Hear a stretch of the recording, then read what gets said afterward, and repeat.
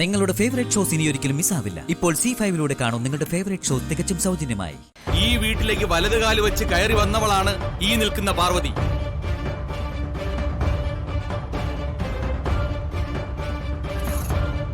അവളെ ഇപ്പൊ ഈ വീട്ടിലെ മകളാണ്.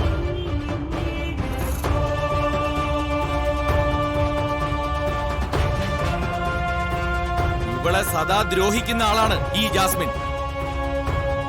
അങ്ങനെ ഒരാളെ ഒരിക്കലും ഈ വീട്ടിലേക്ക് ദത്തെടുക്കാൻ പറ്റില്ല.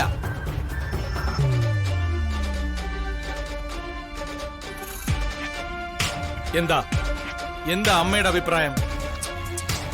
അമ്മയത് പറയണം. നിന്റെ അഭിപ്രായം തന്നെയാ എനിക്കും. ആ നീ കേട്ടല്ലോ.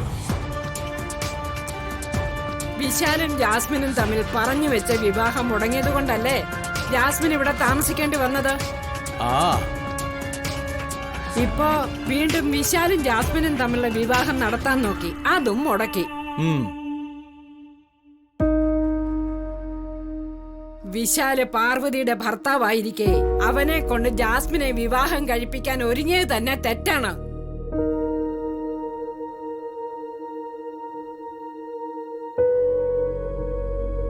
ഞാനും ഗോപി ഇവിടെ ഇല്ലായിരുന്നെങ്കിലും ഇവിടുത്തെ വിവരങ്ങളെല്ലാം കൃത്യമായി ഞാൻ അറിയുന്നുണ്ടായിരുന്നു.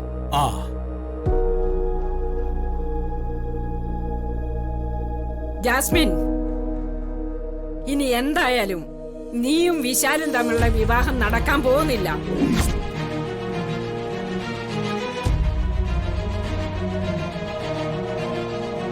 അതുകൊണ്ട് നീ നിന്റെ വീട്ടിലേക്ക് തന്നെ മടങ്ങി പോകുന്നതാണ് നിനക്ക് നല്ലത്. അമ്മേ, ഞാനൊന്ന് പറയട്ടെ. സുശീലേ, നിനക്കിവിടെ ദത്തെടുത്തേ തീരുവെങ്കിൽ ആവാം. പക്ഷേ അതിനുശേഷം നിനക്കും ഇവൾക്കും ഇവിടെ താമസിക്കാൻ പറ്റില്ല. അമ്മേ, അതുവരെ ഒന്നും കാത്തു നിൽക്കണ്ട. ഇവരെ ഇപ്പൊ തന്നെ ഇറക്കി വിടുന്നതാ നല്ലത്.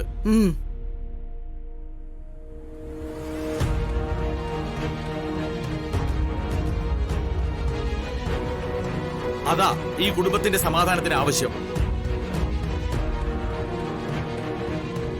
ഇറങ്ങ, രണ്ടും ഇപ്പൊ ഇറങ്ങണം.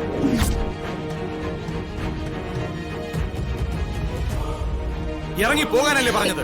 അച്ഛാ വേണ്ട, ഇവരെ ഇവിടുന്ന് ഇറക്കി വിടരുത്. അത് ഭയങ്കര കഷ്ടമാണ്.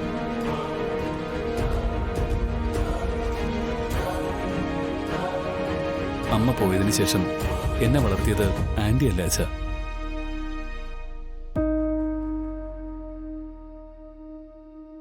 ആ നന്ദിയും കടപ്പാടും മറക്കാൻ പാടുണ്ടോ? അതൊന്നും മറക്കാൻ പാടില്ല.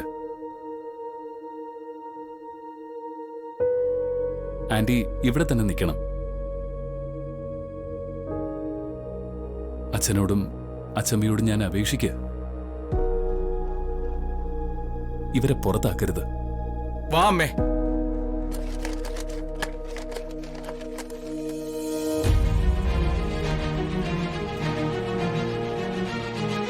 മോനെ, ഞങ്ങൾ ഇറങ്ങിക്കോളാം. ഏയ് വേണ്ട, ആരും എവിടെയും പോകുന്നില്ല. ഡൗൺലോഡ് ചെയ്യൂ C5 ആപ്പ്. കാണൂ എല്ലാ എപ്പിസോഡുകളും സൗജന്യമായി.